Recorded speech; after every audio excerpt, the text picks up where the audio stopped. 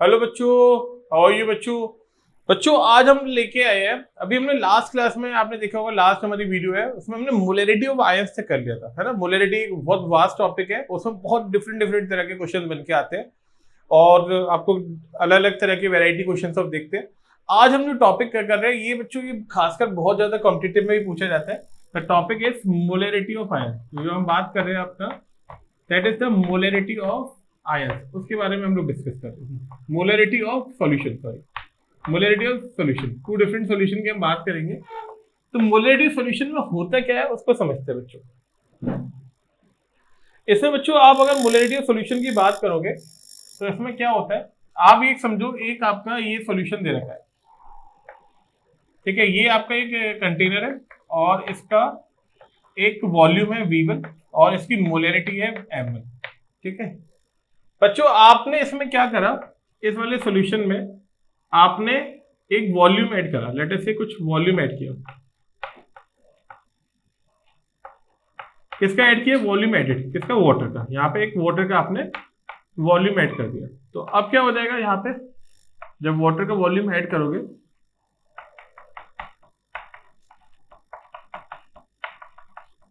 तो यहाँ पे जो वॉल्यूम है लेट अस से आपका मोलरिटी M2 हो जाएगी और जो वॉल्यूम है वो क्या हो जाएगा, यहाँ पे आपने लेट अस से वॉल्यूम V2 ऐड किया है तो ये हो जाएगा V1 प्लस V2 बराबर। वॉल्यूम आपका सीधा ऐड हो जाएगा बट मोलरिटी आपकी कुछ चेंज आएगी।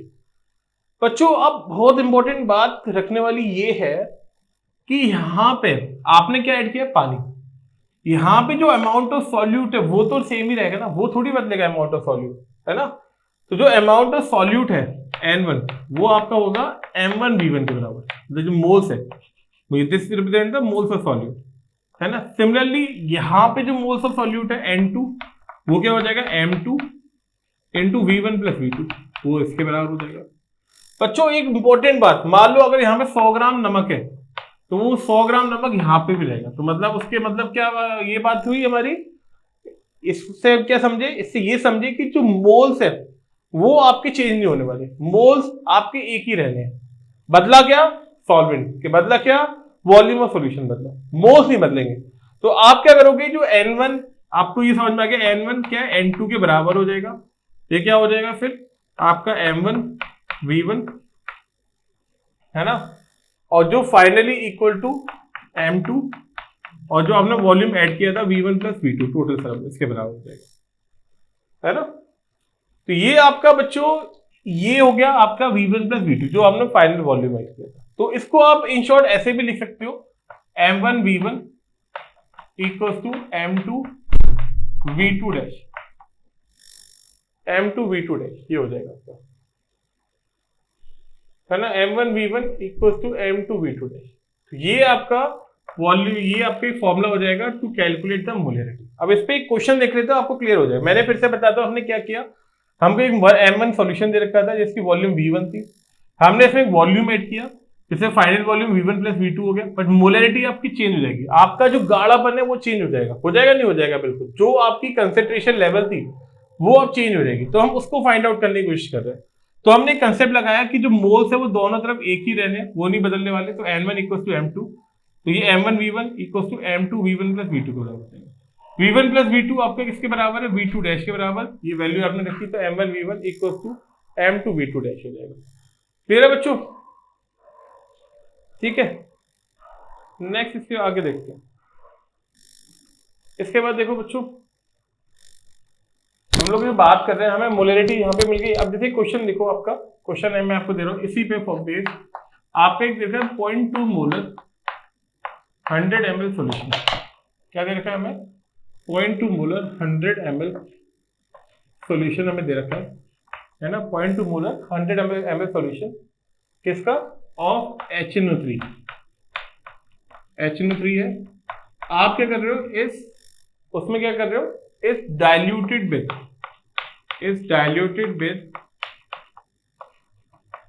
100 ml ऑफ वाटर, आप इसमें 100 ml ऑफ वाटर डाल दो, इस diluted with 100 ml of water, ठीक है। 2.2 मोलर सॉल्यूशन 100 ml, 0.2 मोल 100 ml सॉल्यूशन है HNO3 का, उसमें 100 ml पानी डाल दो। तो आपको बताना है फाइंड न्यू मोलरिटी। मोलरिटी क्या हो जाएगी, फाइंड न्यू मोलैरिटी। अब आप ये क्वेश्चन करोगे तो आपको और क्लैरिटी आएगी। तो फाइंड न्यू मोलैरिटी आपको पता करना, ठीक है बच्चों। तो आपको 0.2 मोलर सोल्यूशन दे रखा है यहाँ पे, ये देखो ये 0.2 मोलर, ये बच्चों दे रखा है 0.2 मोलर 100 ml का ये सोल्यूशन है। इसमें आपने 100 ml वॉल्यूम ऐड करा, आपको निकालना है यहाँ पे M2 न्यू मोलैरिटी, और जो वॉल्यूम ऑफ सोल्यूशन हो जाएगा वो कितना हो जाएगा 100 + 100, मतलब 200 ml के बराबर हो जाएगा, ठीक है। ये 200 ml हो गया। अब आपको न्यू मोलैरिटी निकालनी है, फॉर्मूला लगा दो M1, ये आप चीज मान लो V2 के बराबर, लेट से आप ऐसे लगा सकते हो M1 V1 = M2 V2। M1 कितना हो जाएगा 0.2, V1 is 100 = M2 is निकालना है into 200, ठीक है। इसको आप यहाँ पे सॉल्व कर लो, यहाँ पे आप इसके सोल्यूशन दिखा दो। तो M2 = कितना हो जाएगा 0.2 × 100 अपॉन 200, तो यहाँ पे 2 आ जाएगा, ये आ जाएगा 0.1, तो M2 = 0.1 मोलर सोल्यूशन हो जाएगा। तो ये जो न्यू मोलैरिटी है वो 0.1 के बराबर हो जाएगी, मतलब जब आप इसमें कुछ ऐड कर दोगे तो न्यू मोलैरिटी विल बिकम 0.1, ठीक है बच्चों। एक और क्वेश्चन देखते हैं, मोलैरिटी ऑफ मिक्सचर, एक टॉपिक को देखते हैं मोलैरिटी के। तो मोलैरिटी के ऊपर काफी अलग तरीके के क्वेश्चन पूछे जाते हैं। अब हम बात कर रहे हैं मोलैरिटी ऑफ मिक्सचर।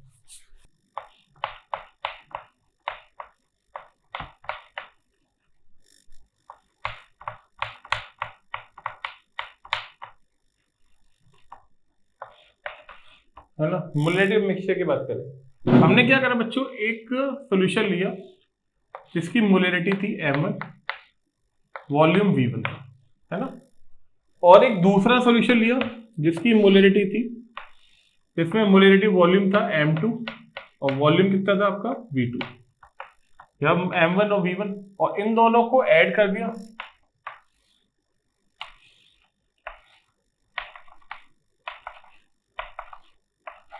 तो ये क्या हो जाएगा M1, जो मोलैरिटी है वो आपकी M मान लो, वॉल्यूम आपका V1 + V2।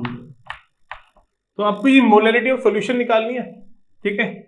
तो जो मोलैरिटी है वो किसके बराबर है, मोलैरिटी MV1 + V2 जो फाइनल है, that is equal to the sum of this M1 V1 + M2 V2, इन दोनों, ये मतलब मोल्स ही होगा एक तरीके से आपके, है ना। तो जो M है वो किसके बराबर हो जाएगा, M = M1 V1 + M2 V2 upon V1 + V2। लिख लो बच्चों, ये मोलैरिटी ऑफ मिक्सचर हो जाएगी आपकी M1 V1 + M2 V2 और V1 + V2, ठीक है। तो इसमें नेक्स्ट आगे देखते हैं अपन लोग। नेक्स्ट क्वेश्चन देखो, क्वेश्चन देखो बच्चों, क्या कह रहा है, इफ 0.2 मोलर है ना 100 ml HCl, 100 ml आपका HCl सोल्यूशन, ये हमें दे रखा है इस, हम क्या कर रहे हैं इस, है ना, मिक्स विद, हम इसको मिक्स कर रहे हैं, इस मिक्स विद, किसके साथ मिक्स कर रहे हो, हमें क्या दे रखा है बच्चों 0.2 मोलर 100 ml सोल्यूशन है HCl का, उसको हम मिक्स कर रहे हैं किसके साथ 0.1 मोलर 300 ml सोल्यूशन, है ना। तो हमें निकालना है find molarity of mixture, we need to find out find molarity of mixture,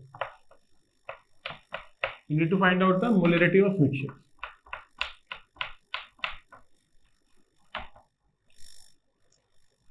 अब बच्चों इसमें हमने 0.2 मोलर ये दे रखा है 100 ml HCl सॉल्यूशन, उसको मिक्स कर रहे हैं 0.1 मोलर 300 ml सॉल्यूशन के साथ, फाइंड मोलैरिटी ऑफ मिक्सचर। तो मोलैरिटी इक्वल्स टू आपका क्या हो जाएगा M1 V1 + M2 V2 upon V1 + V2, है ना। तो अब आपका 0.2 मोलर ये वैल्यू दे रखी है 0.2 × 100 प्लस आपका 0.1 इंटू 300 अपॉन 100 प्लस 300। सॉल्व करोगे तो कितना आ जाएगा ये? 20 plus 30 upon 400 equals to 50 by 400। तो इसको बच्चों सॉल्व करोगे तो कितना आ जाएगा? 1/8 दैट इज इक्वल्स टू 0.125 मोल। ये मोलरिटी ऑफ मिक्सचर हो गया। तो इसमें आपको दो अलग अलग तरीके के सॉल्यूशन दे रखे हैं और आपको मोलरिटी ऑफ न्यू सॉल्यूशन निकालना है। तो आपको एक दे रखा था, एक HCl का सॉल्यूशन है जिसमें 0.2 मोलरिटी मोलर सॉल्यूशन है, 100 ml उसकी वो है, उसको मिक्स करा जा रहा है आपने 0.1 मोलर 300 ml के साथ। तो आपको मोलरिटी मिक्सचर निकालनी है। फॉर्मूला भी हमने पढ़ा था, M = M1V1 + M2V2, ये आपका आ जाएगा। ठीक है बच्चों। तो बच्चों अभी हम लोग जो बात कर रहे थे मोलरिटी ऑफ मिक्सचर हमने बात कर ली। नेक्स्ट हम बात कर रहे हैं वेरी न्यू टॉपिक मोलैलिटी, इसको बात कर रहे हैं। अब मोलैलिटी हमने खत्म कर लिया है, इसके बाद हम बात कर रहे हैं मोलैलिटी। देखो ये लिट्टी, जो लिट्टी चोखा वाला लिट्टी है ना, वही वाला यहाँ पे लिट्टी आया है। तो लिट्टी जो है आपका मोलैलिटी, इसमें बच्चों होता क्या है कि जो मोलैलिटी में एक परेशानी आ रही थी। मोलैलिटी में परेशानी क्या आ रही थी, ये देखो मोलैलिटी होता है आपका that is the number of moles of solute, number of moles of solute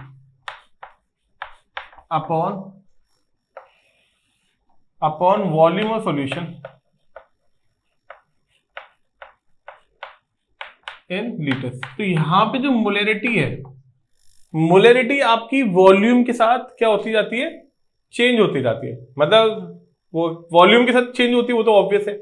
और जो वॉल्यूम चीज है, वो जो वॉल्यूम चीज है वो टेम्परेचर से चेंज होती जाती है। मतलब क्या हुआ, अगर आपका टेम्परेचर बदला तो वॉल्यूम भी बदलेगा, और वॉल्यूम बदला तो मोलैरिटी बदल जाएगी। तो मतलब molarity is temperature dependent. Molarity जो क्वांटिटी है बच्चों, वो टेम्परेचर डिपेंडेंट है, वो टेम्परेचर पे डिपेंड करती है ना।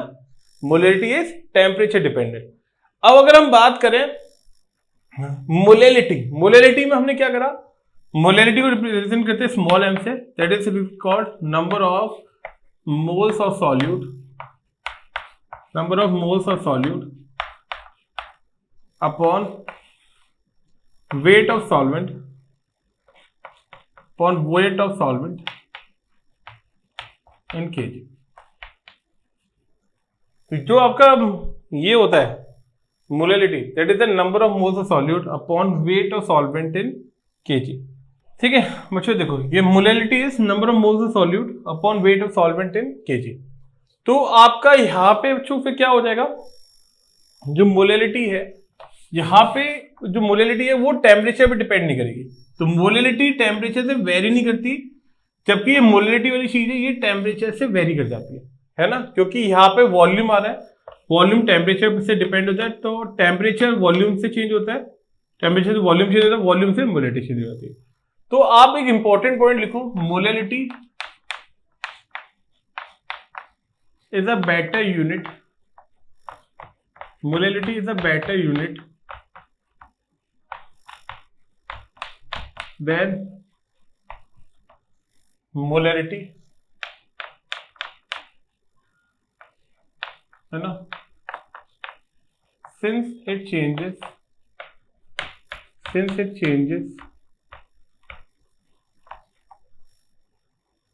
है विद टेम्परेचर। कौन टेम्परेचर चेंज होता है, molarity, since molarity changes with temperature. तो आप इसलिए मोलैरिटी को पढ़ते हैं। मोलैरिटी थोड़ी बेटर यूनिट मानी जाती है क्योंकि टेम्परेचर इंडिपेंडेंट है। इसके ऊपर यहाँ पे एक इंपॉर्टेंट डिफरेंस आपको क्या याद रखना है, यहाँ पे सोल्यूशन है, यहाँ पे ओनली सॉल्वेंट है। यहाँ पे क्या है, सोल्यूशन, और यहाँ पे सॉल्वेंट। अब मोलैरिटी के एक दो क्वेश्चन देख लेते हैं बच्चों। Find molarity of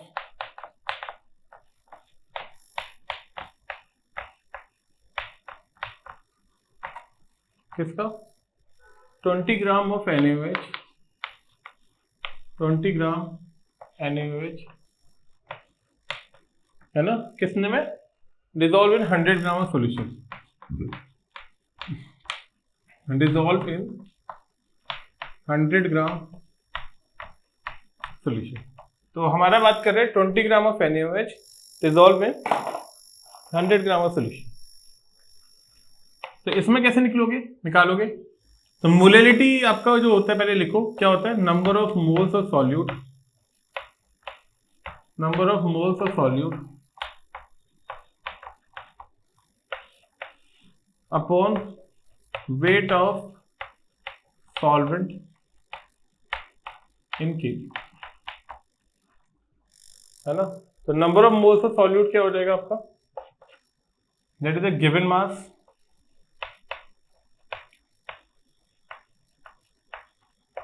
by molar mass into wait of solvent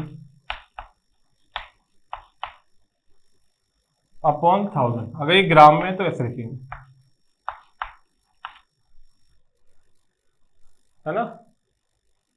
तो number of moles, given mass है molar mass, weight of solvent by 1000। अब यहाँ पे बच्चों एक इंपॉर्टेंट पॉइंट नोटेट करने वाला है। यहाँ पे आपको गिवन क्या क्या है, पहले यहाँ पे साइड में लिखो। तो आपको गिवन मास दे रखा है, गिवन मास आपको दे रखा है यहाँ पे 20 ग्राम, है ना। वो कितने में डिसॉल्व है, 100 ग्राम ऑफ सॉल्यूशन में। गिवन मास इज 20 ग्राम और आपका मोलर मास कितना हो जाएगा NaOH का 40। मोलर मास कितना हो जाएगा 40। अब वो 100 ग्राम सॉल्यूशन में डिसॉल्व है। तो मास ऑफ सॉल्वेंट देखो, क्योंकि आपको सॉल्वेंट से मतलब है। तो सॉल्यूट का मास आपको कितना दे रखा है 20, सॉल्यूशन का 100, तो सॉल्वेंट कितना हो जाएगा 100 माइनस 20। तो बच्चों ये बहुत इंपॉर्टेंट मिस्टेक होती है, बच्चों को बहुत ज्यादा मिस्टेक होती है। तो आपको ये ध्यान रखना, यहाँ पे सोल्यूशन है तो उसको आपको सॉल्वेंट कर देना। ये हो गया। अब वैल्यू पुट कर दो फॉर्मूला में, इधर पुट कर दोगे आप वैल्यू सारी। तो स्मॉल m क्या हो जाएगा, ये 20 अपॉन कितना आ जाएगा 40 इंटू 85,000। ये हो जाएगा आपका। तो 200 बाय ये कितना हो जाएगा आपका 4 इंटू 8, ऐसे लिख लो, ठीक है। यहाँ पे 4 से इसको करोगे तो कितना आ जाएगा 50 बाई 8, इसको सॉल्व करोगे तो यू गेट 6.25 मोलर। क्लियर है बच्चों। तो ये मोलैलिटी आ गई इसकी, आपका 20 ग्राम NaOH की जो 100 ग्राम सोल्यूशन में। तो उनमें हमने क्या किया, आपका मोलैलिटी 20 ग्राम है, 20 अपॉन 40, मोलर मास आपका गिवन मास 80 बाय 100, सॉल्व कर लोगे यू गेट आंसर। ठीक है बच्चों, नेक्स्ट देखो। इसके बाद एक और क्वेश्चन देखते हैं, क्या लिखा है, इफ 0.85 ग्राम, है ना, of NH3 is dissolved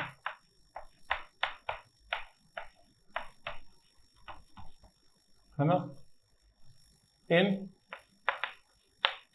100 ml, if 0.85 gram of NH3 is dissolved in 100 ml of solution, है ना, find molality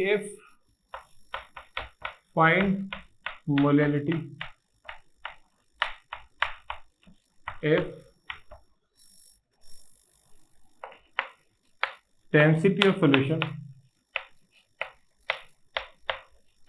is कितना 1.2 ग्राम पर ml,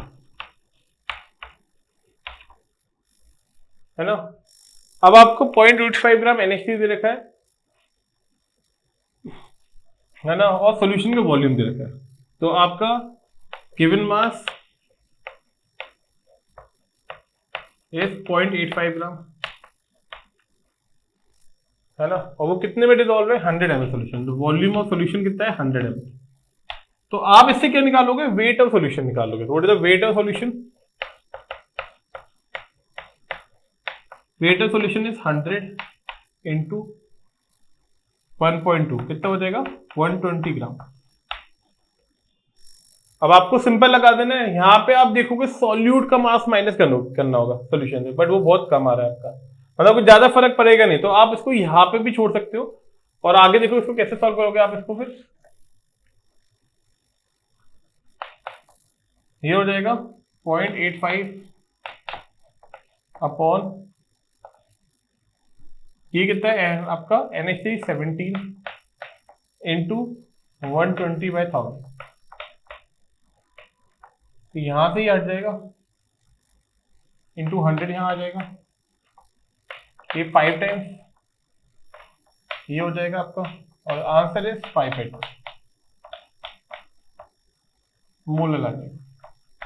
तो बच्चों ये मोलैलिटी के अभी हमने क्वेश्चन देखे, तो ये मोलैलिटी का क्वेश्चन आपका कुछ इस तरह से हो जाएगा, इसमें आपको NH3 दे रखा होगा, उसका आपको मोलैलिटी वगैरह निकालना होगा। तो ये हो गया मोलैलिटी। नेक्स्ट हम बात कर रहे हैं मोल फ्रैक्शन, नेक्स्ट टॉपिक हम बात कर रहे हैं मोल फ्रैक्शन। तो याद रखें मोल फ्रैक्शन में देखिए, मोल फ्रैक्शन में बच्चों क्या होता है, आपका मान लो दो मोल फ्रैक्शन मतलब आपको मान लो जैसे आप घर पे भी फ्रैक्शन वैक्शन बहुत खेलते, बचपन में बहुत खेला आपने। मान लो जैसे ए है और एक बी है ना, ए में है आपके 1 मोल और बी में है 3 मोल। जैसे आप ये समझ लो मेरे पास 100 रुपए, आपके पास 300 रुपए, तो आप क्या करोगे फ्रैक्शन बताने के लिए, आप क्या करोगे कि मैंने अगर पूछा मेरे पास कितना फ्रैक्शन होगा, तो आप क्या करोगे 100 मेरा काउंट करोगे, और टोटल कितना 100 प्लस 300 कितना हो जाएगा 1/4, तो कितनी आ जाएगी यहाँ पे। अब जैसे इसमें भी करोगे तो क्या करोगे, टोटल के 1/1 प्लस 3 कितना हो जाएगा 1/4, और ये कितना हो जाएगा 3/1 plus 3 that is equal to 3/4। तो ये बच्चों मोलैरिटी इज 1/4, ये 3/4, ठीक है। अब आपको क्या इसमें क्या करा आपने, मोल्स निकालने के लिए, मोल फ्रैक्शन निकालने के लिए, मोल फ्रैक्शन ऑफ ए अगर आप निकाल दो, तो यहां पे आपने क्या करा, किसी भी क्वांटिटी का मोल फ्रैक्शन निकालना हो तो क्या करोगे, mole fraction of A equals to number of moles of A upon moles of A plus moles of B. Moles of A आपका निकालना, तो ये हो जाएगा आपका, तो that is the moles of A Na upon Na plus Nb। ये जाइए से डिनोट करते हैं, ये होता है जाइए, सिंबल क्या बोलते हैं, जाइए, इधर जीटा भी बोले जाते हैं इसको, है ना। और इसका एक और सिंबल होता है रिप्रेजेंट करने के लिए कुछ कुछ बुक्स में, ये ईटा। तो आप इसको जाए और ईटा से दोनों से लिख सकते हो, है ना। हर बुक में अलग अलग तरीके से रिप्रेजेंटेशन है, मतलब इसमें इसके दो तरीके से नाम देते हैं, कुछ कुछ बुक में जाई भी बोलते हैं, जीटा बोलते हैं सिंबल्स में, और ये ईटा सिंबल हो जाता है, ठीक है। नेक्स्ट देखो, जैसे एक क्वेश्चन दे रखा है 40 gram of NaOH plus 54 gram water, है ना। अब आप क्या करोगे, मोल्स निकालो, पहले मोल्स ऑफ NaOH निकालो, कितना आ जाएगा 40/40 that is the 1 mole. Water कितना आ जाएगा 54/18, वो 3 मोल्स आ जाएगा, that is the moles of water. Moles of water ये आ जाएगा आपका, है ना। तो मोल फ्रैक्शन ऑफ NaOH कितना हो जाएगा आपका, moles of NaOH upon moles of NaOH plus moles of water, ये 1 हो जाएगा अपॉन 1 प्लस 3, ये moles of NaOH is 1 upon 1 plus 3 that is 1/4। तो मोल फ्रैक्शन ऑफ NaOH इज 1/4, ठीक है। वाटर के मोल्स कितने हो जाएंगे, आप 1 से माइनस कर दोगे, वाटर के मोल्स हो जाएंगे आपका 1 माइनस 1/4। तो कोई भी चीज आपको निकालना है तो उसका सम जो होता है 1 के बराबर होता है मोल फ्रैक्शन, जाइए प्लस जाई B that is equal to 1, ठीक है। जैसे एक क्वेश्चन में देखते हैं, जैसे आपको सामने दे रखा है, इससे वेट परसेंटेज से रिलेटेड क्वेश्चन नहीं है, तो आपको बताना है calculate the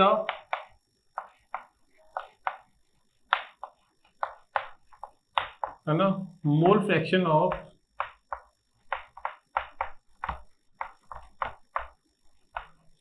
46% weight by weight ethyl alcohol. Calculate the mole fraction of weight by weight ethyl alcohol. इसका निकालना है, ठीक है। अब इसमें कैसे निकालेंगे? आपका 46% weight by weight ethyl alcohol in water लिख लो, ठीक है, वाटर में। तो आपका अगर 46% आपका इथाइल अल्कोहल दे रखा है तो आप क्या मानोगे? मास ऑफ इथाइल अल्कोहल कितना है? इथाइल अल्कोहल मास हो जाएगा आपका, गिवन मास कितना हो जाएगा इथाइल अल्कोहल का? 46। इथाइल अल्कोहल क्या होता है? C2H5OH, इसका मास 46 ग्राम। वाटर का मास कितना हो जाएगा? H2 होता है वाटर, इसका कितना हो जाएगा? 54 ग्राम। और इथाइल अल्कोहल इज C2H5OH, है ना। तो अब इसके मोल्स निकाल लो। मोल्स कितने आ जाएंगे इसके? C2H5OH कितने मोल्स आ जाएंगे? 46/46, दैट इज 1 मोल। और इसके कितने आ जाएंगे? 54/18, ये 3 मोल्स हो जाएगा। ये 1 मोल हो जाएगा 3, तो that is the moles of H2, है ना। तो आपका मोल फ्रैक्शन ऑफ इथाइल अल्कोहल क्या हो जाएगा? NC2H5OH NC2H5OH plus N of H2। Moles of ethyl alcohol is 1 upon 1 + 3, तो दैट इज 1/4। वाटर का कितना आ जाएगा? 3/2। तो आपको अगर ऐसा कोई क्वेश्चन आता है तो आपको वही याद रखना पड़ेगा। 46% इथाइल अल्कोहल दे रखा है, तो इसका मतलब 46 gram ethyl alcohol 100 gram water में, मतलब 100 ग्राम सोल्यूशन में मौजूद है। तो उसमें वाटर का मास 46 हो गया, H2 का 54 हो गया, 100 - 46। आपने मोल्स ऑफ इथेनॉल निकाला, कैसे करा? डिवाइड करा। इथेनॉल का मोलर मास 46 आएगा, 1 मोल आ गया। वाटर के भी 3 मोल्स आ गया। फिर मोल फ्रैक्शन निकाला, 1/1 + 3, 1/4 हो गया। तो बच्चों ये आपका कंसंट्रेशन टर्म का पूरे आपके लेक्चर अभी हो गया है। इसको आप 2 सीरीज में आप पूरा देख सकते हो, ठीक है। 2 आपके इसमें है वीडियोस, तो कीप वॉचिंग अस। और नेक्स्ट क्लासेस में हम लोग बच्चों इसके बाद हम पढ़ेंगे स्टोइशियोमेट्री। तो स्टोइशियोमेट्री भी एक बहुत इंपॉर्टेंट है, उसके बाद लिमिटिंग, ठीक है। ओके बच्चों, सी यू, थैंक यू।